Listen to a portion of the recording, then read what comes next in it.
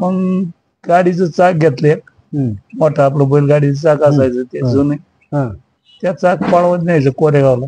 कोरेगाव जे सुटलो पळत कसं आपल्या जेवढीला, त्यांच्या आधी कुस्त्या करून मोकळं झालो. 8 2 आण्याच्या 2 रुपये मिळलं मला. 8 कुस्त्या गेल्या. मग ती होती भूताची जमीन, तिथं भूत होत म्हणायची. त्या 4 वाजता तिथं लोक थांबत असं पेपड्याची तिथं. आपल्या दिवसावर घरी आली. मी आंघोळ करून येतोय, तेच दिवसावर घरी आली. आता म्हणलं बाब्या मिळाला रात जायची. करतारची माझी मुंबईला कुस्ती झाली. मला 3 पोरं झालेली. नमस्कार. मी माझ्या अनुभवाची बोली या युट्यूब चॅनलच्या माध्यमातून आज आलो आहोत शिक्रापूर नगरीचे आदर्श सरपंच पैलवान रामभाऊ सासवडे, तसेच अजिंक्यतारा हायस्कूलचे सर्वेसर्वा श्यामबापू सासवडे यांचे वडील पंचक्रोशीत सर्व त्यांना वस्ताद बबनराव सासवडे या म्हणून ओळखतात. अशा अण्णांशी आज आपण त्यांच्या आयुष्यातला एक खडतर प्रवास, त्यांचा जीवन जगताना जो संघर्ष झालाय तो आज आपण त्यांच्याकडून जाणून घेणार आहोत. नमस्कार अण्णा. नमस्कार. अण्णा, तुमचं संपूर्ण नाव सांगा आणि वय सांगा. आता बबन बाबूराव सासवडे, वर्ष 90 चालेल. लहानपणीचा काळ कसा गेला अण्णा? लहानपणीचा काळ लय गरीबीत गेला.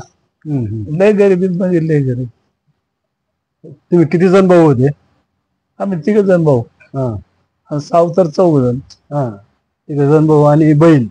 बहिणी 5 बहिणी. आम्हाला 5 बहिणी होतात. आम्ही 3 भाऊ आणि 5 बहिणी, म्हणजे 8 जण आहे.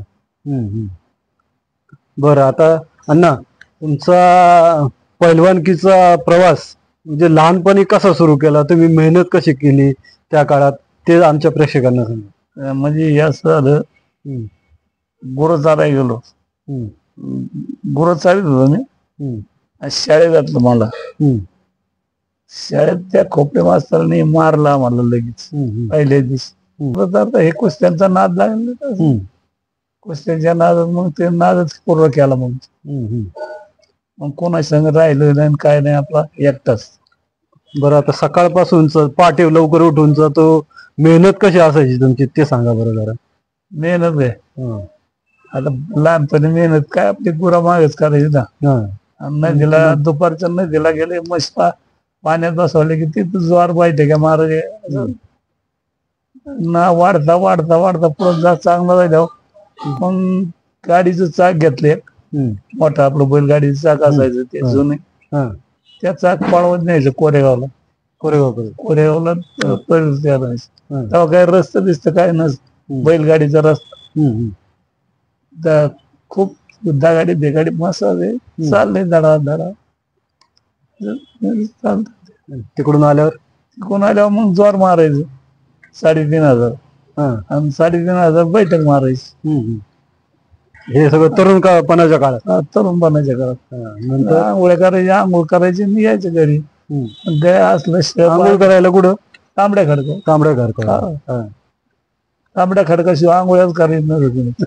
सगळे तिथंच जायचे. आणि मग तिथून आलं की काय शिळी पाळी भाकर असं ते खायचं. परिस्थिती गरीब असायची. तिथून पुढं वावरात कामाला. वावर नाही, गुरं चाराय. गुरं लय दिवस चारली. गुरं चारायचं. गाय होत्या 7-8. मस्त. काही आलो गुरु घेऊन. खांबड्याजवळच गुरु बांधायचं. बाबळ होती तिथं. मी असं झोपायचो आणि ते तडे बारीक बांधलेलं. अगं तिथं म्हशी गाय तिथं बांधायचं आणि मी एकटा तिथं झोपायचो. बुद्धा पोताचं द्या होतं, घेत नसतं. मी म्हणलं मला एकट्याला खाऊ द्या.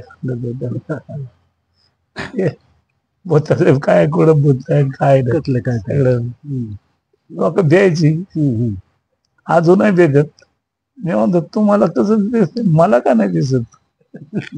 बरं अण्णा, आता त्याच्यानंतर तर तुम्ही गावोगाव जे आखाडे करायला जायचे, तर त्या आखाड्याविषयीच काय एखादा किस्सा असेल ते सांगा. गावकऱ्यांचे जेव्हा असायचं ना. आता मी त्या शेलगावला गेलो का, त्या शेलगावचा कारभारी आज पाय पाय मापायचं आणि पैसे धरायचे. एक पाऊल झाला 10 रुपये, सरळ आला की 20 रुपये, असं चालय वाढत वाढत वाढत. मी त्या पाव मापीस तरच मी पोर टाकून शेत पळून जायचं. अरे मला पळू नको रे तू. आता कुठे साधारण त्यावेळेस कुठल्या कुठल्या गावात तुम्ही कुस्त्या करायला जायचे? सगळे आपले एवढे आहे इथे इकडं ना गाव आपल्या तालुक्याचा सगळा अख्खा पूर्ण. बरं, त्यातली मोठी मोठी गाव कुस्त्यांची ती कुठली कुठली होती? आखाडे मोठे व्हायचे ते मोठ्या आखाडे आपल्या इथे नव्हतंच. म्हणजे पुढं आता उरळगाव वगैरे ही अशी तीच गाव म्हणजे मोठे आखाडे किती असायचे 200 रुपयाची शेवट कुस्ती. मी काय त्या काळात एवढा नव्हतो मोठा. शेवटच्या मागून झालो मग मोठा. मागचा काळ खूप मोठा झाला, कोणी खेळत नसं बाहेर. बरं, आता सुरुवातीला तुमचे गुरु कोण होते कुस्ती शिकवायला? सुरुवातीला कोणी शिकवायला नाही, मी माझं एकटाच. नंतर शिकवायला कोणी नाही. नंतर मी जरा हे झाल्यावर मग ते ओढवलं गेलो नाही बाबाजी. नाव काय त्यांचं? दत्तोबा पांडे. दत्तोबा पांडे म्हणजे पहिले गुरु तेच म्हणायचे. त्यांच्याकडून तुम्ही कुस्तीचं सगळं शिक्षण घेतलं, म्हणजे डावपेच असतील काय असतील. त्यांच्या बरोबर सहवास खूप वर्ष झाला तुमचा. त्यांच्याबरोबर कुस्तीला गावोगाव जावं लागलं. त्यांच्या बरोबर नाही असं एकटाही जायचं, कुठं बी जायचं. जिकडं ते कसं ते मोठ्यांनी पहिलवान असायचे ना, ते मोठ्यांनी आखाडे करायचे. मग आपल्याला कसं जमलं तेवढं बारीक आपलं कुठे आखाडा असलं की इकडे. साधारण त्यावेळेस किंवा एका कुस्ती खेळल्यावर लहानपणी किती पैसे असायचे बक्षीस? मिळायचं आणा 2 आणे अशा कुस्त्या लागायच्या. आणि 2 आण्यापासून होते. मी सावळेच्या वाडीला 2 आखाड्या पोरगिरी सायकल सगळी. मला कुठे सायकल नाही काय नाही. गुरु बांधली दुपारची आणि मग भाकर खाल्ली. जे सुटलो पळत का साबळेच्या वाडीला, त्यांच्या आधी कुस्त्या करू मोकळं झालो. 8 आणे 2 आण्याच्या 2 रुपये मिळलं मला. 8 कुस्त्या गेल्या. मग आलो पळत परत त्यांच्या आधी. त्याला तुम्ही पैसे नाही आणले तरी कसं सांगायला. त्या काळचे किस्सा. बरं, नंतरच्या साधारण शेवटच्या कुस्त्या म्हणजे आखाड्यांचे कितीपर्यंत असायचे? 200 रुपयापर्यंत असायचे का 300 रुपये? मग 1000 1200 2000. नाही, तुमच्या काळात मोठ्या कुस्त्या होत्या तुमची जास्त? मी शेवट कुस्ती केली 5000. कुठल्या गावाला केली ती? याला फुरसुंगीला. बरं अण्णा, त्या काळात तुम्ही कोल्हापूरला गेले होते, तर तो कोल्हापूरचा गेल्याचा तो एक किस्सा सांगा आमच्या प्रेक्षकांसाठी. कोल्हापूरला ना, कोल्हापूरला गेलो किती 1 महिना. 1 महिन्याचं किती 150 रुपये नेलं. त्याच्यातलं 11 रुपये असेल इकडून, 11 रुपये तिकडून, आणि राहिलेले पैसे खाल्लं आणि आलो निघून. बरं अण्णा, त्याच्यानंतर आता तुम्ही कुस्त्या तर तुम्ही स्वतः करत होते, पण त्याच्यानंतर कुस्त्यात जे मार्गदर्शक असतात त्याच्या भूमिकेत तुम्ही वस्ताद म्हणून पिंपळे जगताप किंवा हिवरो या परिसरात कधीपासून जायला लागले? मग नंतर मोठा झालो होता, सगळीकडे पोरं शिकवायचो. म्हणजे पैसे कोणाचं नसं घेत, शिकवायचे नाही. त्याचं नाव आहे आता सध्या, म्हणजे पैसे नाही घेत. कुठल्या कुठल्या गावात शिकवायला जायचं तुम्ही? इथं पिंपळ्याला जायचं फक्त, बाकी नाही. मग बाकी वर सणसवाडी इकडली तिकडली सगळी पिंपळ्याला बोलवायची. तर आता पिंपळ्यातले त्या काळात तुम्ही घडवलेले नामांकित पैलवान कोण कोण होते, त्यांची नाव माहिती आहे? चांगा होता, सोन्या होता, बरं म्हणजे कॅमेरे वाळू म्हणायची त्याला. काय झाली चांगली पोर झाली. हे असतील गुरुजी असतील, गुरुजी होते ना. मांडवगणला गेले गुरुजी मागून, मांडवगणवरून यायचे तरी इथं आलं की वावरात लढत करायची सगळी. त्यांच्याबरोबर तुम्ही पण गावोगाव त्यांना घेऊन आखाडे करायला? आबाने केलं आकडा माझं. आबाना अजून कोण कोण असायचं? आबा होता, चांगा होता, टेंबऱ्या बाळ होता, असे यांना घेऊन कुस्त्या करायला जायचं. एखाद्या वेळेस आता असं का आम्हाला कळलं की शंकर होता. तुम्ही एखाद्या आखाड्याला नसले ते कुस्त्या पण खेळत नसायची. नाही, खेळायची पण एवढं पैसे नसत. हा. मी सांगितलं गावाकडे पैसे धरायचे. असं व्हायचं का? हा. मला माझी शब्दाला किंमत होती गावाला. कुस्तीला मी रांगला होतो त्याच्यामुळं नाही तर मग नाव माझी कुस्ती कोणाचा काय गावाची कोण उठत तेव्हा. मग त्या पोराच्या कुस्त्या लावून घ्यायच्या पैसे, त्यांनाही पैसे मिळले पाहिजे, आपल्यालाही पैसे मिळले पाहिजे. बरं अण्णा, आता पिंपळे जगताप मध्ये आपल्या पिंपळे धुमाळला तुम्ही जी जमीन घेतली होती त्या जमिनीविषयीचा काय किस्सा आहे तोही सांगा. जमिनीचा ना, जमीन माझी असं झालं, ती होती बुत्ताची जमीन. तिथं बुत होत म्हणायची. आईला ती त्या 4 वाजता तिथं लोक थांबत असं पिंपळ्याची तिथून.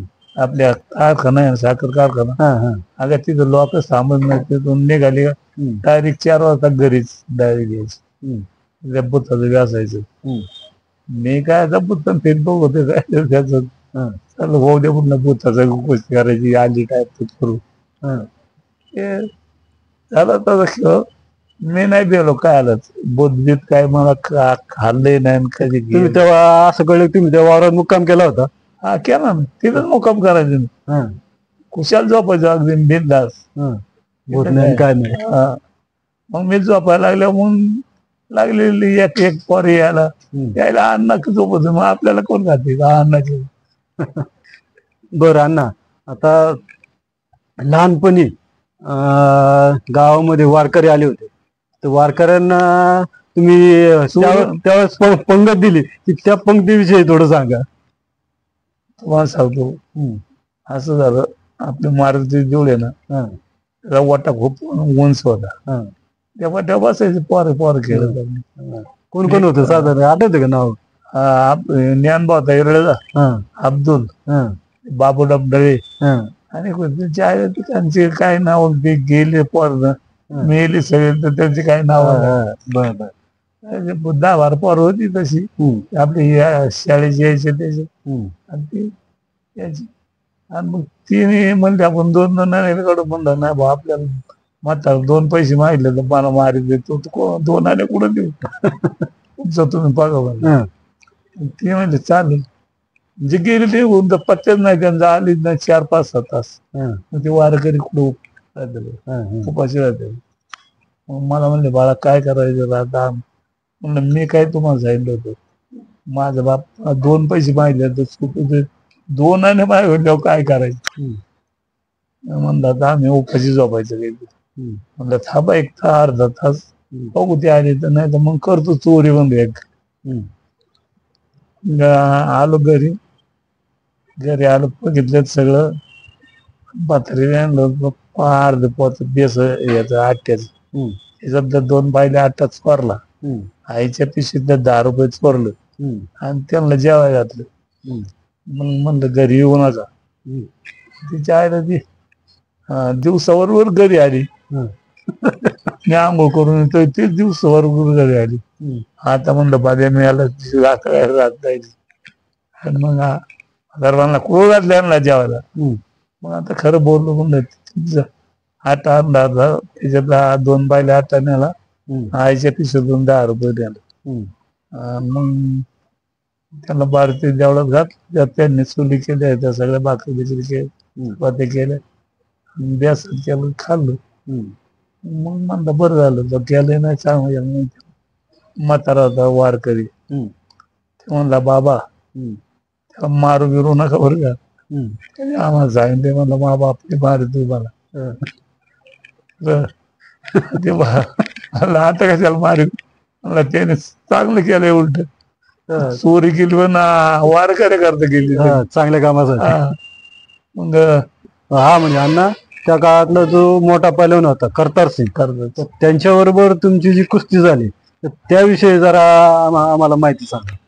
करतारची माझी मुंबईला कुस्ती झाली. तेव्हा मला 3 पोरं झालेली. हे रघुनाथनी, रघुनाथ कोण? रघुनाथ गोपाळ गोपाळ तो मोठा होता ना. मग त्याची कुस्ती झाली कोणाची करतारची. त्यांची मानगाट सुटली होती कुस्ती. हा. आणि ते कुस्ती मला सांगितले आरतली रांगडे हे असते म्हणलं जाय नाही का असं नाही घरी नाही का बाबा कुस्तीच करील का फाडील त्याच्यावरती असायला झाले कुस्ती जर 10 मिनिटं त्याची माझी अशी कुस्ती झाली की देख मी जर मला त्याने सांगितलं नसतं रघुनाथ द्या असेल नाही त्याला पाडच असतं एवढं मग ते सांगितल्यामुळे थोडं बेरता आपली पोर आहे त्याची आईला उपस मारायची आपण त्याच्यामुळे झाली कुस्ती चांगली झाली कुस्ती चांगली अनुभव चांगला आला कुस्तीचा. अनुभव आला त्या पैसे मिळलं मला तिथं बरं आता ते मोठा पहिलवान असल्यामुळे मी कुस्ती केल्यामुळे मला आपली लोक मुंबईला ना कुरळगावची अशी काढली ती काढली सगळी माया काढली म्हणजे बाबा तुला पैसे देतो आम्ही पडतो गोळा करू त्यांनी आम्हाला 1700 रुपये मला दिले त्यांनी गोळा करून देत तुमच्या पाठीमागे तो मोठ्या कुस्तीचा अनुभव आहे. हा काय होतं आता काय आपल्याला काय आवडत द्या ना ते का सगळं कुस्त्या लय केल्या मग म्हणजे सोड्यानं कुस्त्या कोणला असं बिनजोड कोणला जाऊन दिलं नाही. यात गोपाळ होतं नेपतीच ते कोल्हापूरला दादागिरी करून मोठा पहिलवान झाला. इथे बी दादागिरी करायचं पोरं सगळी द्यायची कुणी जा का त्याची माझी कुस्ती रांजणगावला झाली. मला पाडे त्याने रांजणगावात आणि 1.5 महिना आम्हाला झोप नाही मग 1.5 महिने निर्वीचा आखाडा असतो 1.5 महिना झोप नाही. मग काय विचार असं कष्ट की बोर लय कष्ट मेहनत लय लय कष्ट करत आणि मग तिथं निर्वीला गेलो मी फार दिवस पाहता सायकल येत होते लिंबाला ते गावकरी म्हणला दादाचं स्वतः अरे ते काय शिक्रापूर हे ना कसं कुठं येत गुतला एवढा लोक म्हणजे ते बघा लिंबाला सायकल लायतो ते येईल गेलो मी घरा तिथं त्याच्याकरता झालं मी दुसऱ्याकरता कुस्ती करायला नाही आलो त्याच्याकरता झालं त्याने तिथंच कापडत तोडी मी बी तोडी तिथंच लागली कुस्ती धावल्या बरोबर असे लावले डागा चितत टाकला आणि बसलो छाती त्याच्या जे आखडा सगळा खड्डा खाड खाड खाड खाड खाड टाळ्या दादा स्वतः लेग झाला की उचललं मला घेतलं पाच पण लागो तुझ्या बायला गेली लय दादागिरी करत होती त्यो दादागिरी करायचं टाकायचं काय तिकडे कुठं करायचं माझ्याजवळ नाही करायचं मी त्याला सोडित नाही म्हणलं काय कुठं एकटा जर म्हणलं कुठं बी चल भाऊ दे काय व्हायचे ते मग त्याच्या बापाला सांगितलं त्याने जायला ते रागडं दिस म्हणलं ते काहीच भाषाच करू नको दादागिरीची नाही तर ते तुला कुठं हिंडू नाही द्यायचं नाही मारीलच पड्डा. आणि अण्णा ते तुम्ही कोल्हापूरला असताना का कुठं मेहनत करत असताना कोण आलो होतो तुमच्यावर आंधळकर होता आंधळकर तो किस्सा सांगा. आंधळकर गपची घेऊन बसलो होतो गोंगडी बाबू कुठं ते कोल्हापुरात खाटो आणि मी आपलं करीत जाऊन नाही कष्ट झाल्याशिवाय बदलतच होत एकदा गाय चालली की चालली कोणी येऊ लक्ष ठेवायचं नाही तुला त्याने विचारलं अरे एवढी मेहनत केली कुस्ती ठरली का तुझी म्हणलं नाही मला सवय येते थोडी मेहनत करायची एवढी दररोज एवढी करतो हा पण 2 टाइम तेवढी मेहनत करतो आणि त्या इकडं अवसरीला आखाड्याला आला तर मी 3 कुस्त्या मारल्या त्याच्या पाया पडायला गेलो आणि पाठीवाट टाकला म्हणला खरं आहे तुझं तू सांगितलं ते खरं आहे म्हणला आहे 3 कुस्त्या निकाली गेल्या म्हणजे सारी गोष्ट आहे म्हणला. त्यांचं नाव काय होतं? आंधळकर म्हणायचं मोठा वस्ताचा असा हा नाही मोठा पहिलवान पहिलवान बारीक नव्हता गोगाचा भाऊ 11 भाऊ होतो मोठा न पहिलवान होता आणि तो धाकटा होता सगळं तो सगळ्यात मोठा होता आणि त्या गोगाची आंधळकरची कुस्ती कोल्हापूरला झाली. आंधळकर काय त्याला आवराने तर डोळ्यात बाती टाकली आंधळकर त्यांनी आणि मग आंबेडकरला धरून त्याचा भाऊ थरला होता तो पळत झाला त्याच्या कान फाटर लावले तर तिकडे पाडाय का ठोक्यात त्या बापाने केलं म्हणला अशी अख्ख्या पैलवानकीचं नाव घालवलं म्हणलं अख्ख्या सगळ्या महाराष्ट्रात होईल म्हणलं सगळे म्हणजे असं होतं त्यावेळेस म्हणजे हाडाचे पैलवान होते, म्हणजे स्वतःचा भाऊ असला तरी त्यांनी ते फिकर केली नाही, फिकर नाही केली. चुकीचं ते चुकीचं.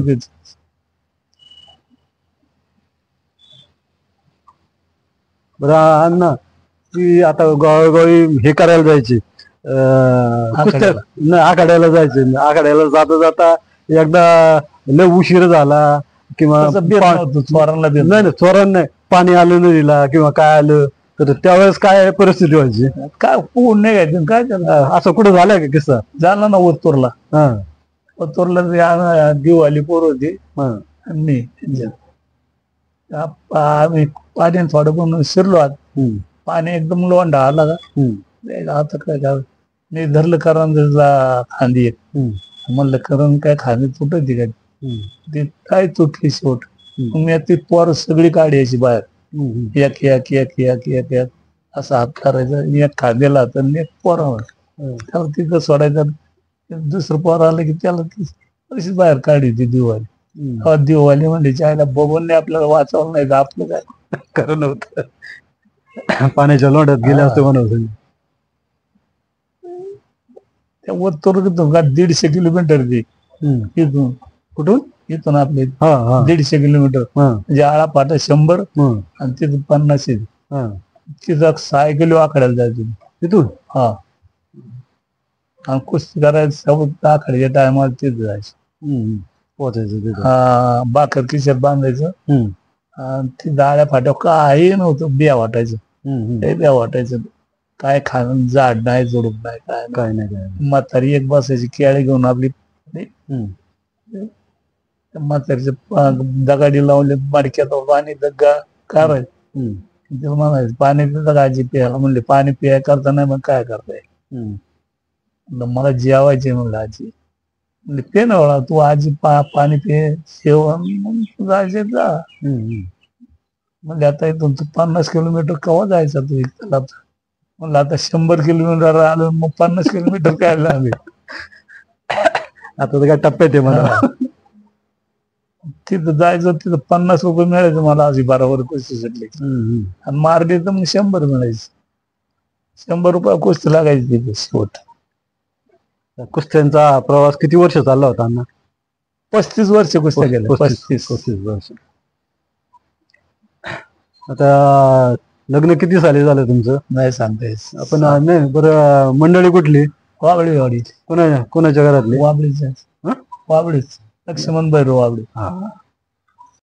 अण्णांचं चांगलं असायचं. कोणचं हजारे अण्णाचं माझं चांगलं असायचं. मग रामा गेला तिकडे आघाड्याला. रामाची कुस्ती अण्णाने शेवट लावली ती. शेवट लावल्यावर कुस्ती झाली. रामाने मारले ते. आणि मग अण्णा त्याच्यावर गेले जेलमध्ये. जेलमध्ये गेल्यावर मग त्यांची लोक आली. 400-500 लोक होती. ही आली पैलवान सगळे ग्रुप. म्हणलं पैलवान मीच उघडा बसल्या दारात. रात झालेली 8-9 वाजले. म्हणलं मीच पैलवान करा परत दुसरा पैलवान नाही कोणी. हाय म्हणले एक पैलवान त्याचं घर कुठे. म्हणलं माझं पोरग आहे एक पैलवान. हे झोपले आता. म्हणले आम्हाला काय नाही. आम्हाला 400-500 माणसं ती जेवायची. म्हणलं असं सांगा ना मग तुम्हाला जेवायचे बा. म्हणलं वडा ही 2 दाद्यांची पोती बाजरीची ना 2 आणि करा भाकरी खा. त्यांना बेसनाचे पैसे दिलं सगळं दिलं. केलं खायला दिलं. मग ते सकाळच्या वर म्हणले पहिल्यांदा जाऊ का आता. मग मला म्हणले तुम्ही कोण द्यायचं. म्हणलं मी बाप आहे त्याचा. म्हणले तुम्ही पैलवान. म्हणलं मी मोठा पैलवान होतो त्याच्यामुळे त्याला बाप पैलवान केला. अरे म्हणलं तो बी मोठा झालाय त्याला शेवट कुस्ती आणणार. म्हणलं पैलवानची तसंच आहे. मग टिकली नाही तेवढी. लय दिवस कुस्त्या नाही करता आले. याच्या शिकल्या धंदे शिरल्या मग व्यवसाय नंतर मग ते व्याप वाढला बाकीचा. पण अण्णा आता रामभाऊनी सुद्धा तुमचा वारसा पुढे चालू ठेवला ना कुस्तीचा. हा म्हणजे त्याच्याविषयी सांगा. त्यांनी कुस्ती संघाची स्थापना केली. कुस्ती स्थापना म्हणजे त्याच्यामुळे एक कुस्तीचा हे निघालं. नाही तर कुस्त्यांचं असं कुठं नव्हतं. शिरूर केसरी असं कुठं नव्हतं. त्याचं निघायला पुढं त्याने असं एक वरांग द्या नाही तर नका कुस्त्याला पहिले कुस्ती आपल्या इथं हायस्कूलच्या मैदानात झाली. पहिली कुस्ती शिरूर केसरी. ते गोपाळाचं पवार शिरूर केसरी रघुनाथ पवार रामाला घालवले त्याने. ते मिलिटरीत होता. मिलिटरीतून आल्यावर चांगलं झालं होतं. असं काय कुस्ती क्षेत्राचा वारसा मुलांनी चालू ठेवला. आता रामभाऊ नंतर पुढं वारसा चालवणारा तुमचा नातू, त्याच्याविषयी सांगा. त्याने शिरूर केसरी कमावलीच ना त्याने. नाव सांगा ना त्यांचं. गणेश रामभाऊ सासवडे. पण तो कुस्तीचा पिंड आहे तो तर सगळ्यांच्याच आहेच ना. हा आहे ना. तुमच्यापासून तुमच्या आधीच्या यांच्यापासून कुस्त्यांचा पिंड आमच्या वडिलांच्या पासून येते. म्हणजे आम्ही सासवडवरून आलो ना तरी कुस्त्या करीतच होती ती लोक. मोठ्यांना पहिलवान होती. ते मारामाऱ्या करून तिकडून सासवडवरून येत आली. म्हणजे आमची सासवडीची पोरगी दिली त्याच्या ह्याच्यावर इथं आली ती. त्या बैलबारांच्या जमीन आहे त्या बैलबारांना दिली. मग ते आता तिथं सांभाळायला बैलभरच सांभाळायचे ना. गावाजेवाच्या जमीन सगळ्या बैलबारांचे 10 जोंडी. तर त्या सगळे डुकर खायचे. मग यांना देऊन टाकायची आकार केला त्या डुकराला. मग सगळ्या डुकराचा बंदोबस्त केल्यावर सगळी जमीन देऊन टाकली बैलबारांनी गावाच्या. तिथून पुढं मग शेतीला सुरुवात झाली सगळं. अण्णा, आता पैलवानी क्षेत्रात तुमचा चांगला दबदबा तयार झाला, सगळे झाले, नामांकित पैलवान तयार केले. तर त्याच्यानंतर तुम्हाला पंढरीच्या वारीची किंवा आध्यात्मिकची आवड कशी निर्माण झाली आणि कशी चालू झाली? ज्या टायमाला ते वारकरी जेव्हा घातल्या सोडून तिथून पुढं त्याच्यानंतर मी त्या वारकऱ्यातच घुसलो. आणि आता नंतर सुरुवातीला कुठल्या वारीत जात होते तुम्ही? गोविंदबाबा वडनेरकर. ते 150 म्हणजे जवळजवळ 65 वर्ष त्यांनी पायवारी केली. कोणाची बिशी नाही घेतली, काय नाही. त्यांच्या बरोबर तुम्ही वारीला सुरुवात केली. अजून ती वारी चालू आहे?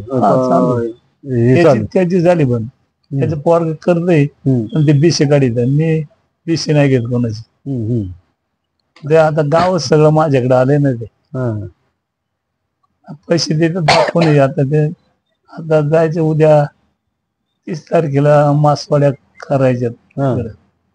कुठे ते पंगत कुठं असते ती? थोडं काय त्या गावाला तिथं पंगत असते. वारी त्याला किती वर्ष झाली पण तुम्ही जाताय? ते लय वर्ष जाते. मी जसा सुरुवातीला लागलोय ना तसा बंदच नाही. प्रत्येक वर्षी जाणार म्हणजे जाणार. किती काम असलं काय असलं तर जाणार. आणि पायवारी किती वर्ष केली अण्णा? पायवारी 9 वर्ष गेली. तेव्हा चालाय नाही यायला लागलं तेव्हा बंद. तोपर्यंत पायवारी त्या दिंडी बरोबर ना? ते मग दुसऱ्या दिंडीत नाहीच. दिंडीत माझ्या नाव झाली. मग कसं काय दिंडीवर पायवारी भरपूर वर्ष केली. बरं अण्णा, ती पायवारी बरोबर तुम्ही नाशिकची एक वारी करताय, तर ती कसली आहे ते सांगा बरं. नाशिकची त्र्यंबकेश्वरची वारी करतो ना. त्र्यंबकेश्वरची ते गोविंदबाबामुळेच झालं ना. गोविंदबाबा करायचं त्यांच्या संघ गेल्यामुळे झालं ती वारी. नाशिकला अजून जात आहे ना? तिकडं नाशिकला जातो ना अजून. वर्षाच्या वर्षाला जातो. फक्त औंढा नागनाथ वैजनाथ पर्यंत तिकडे नाही जातात.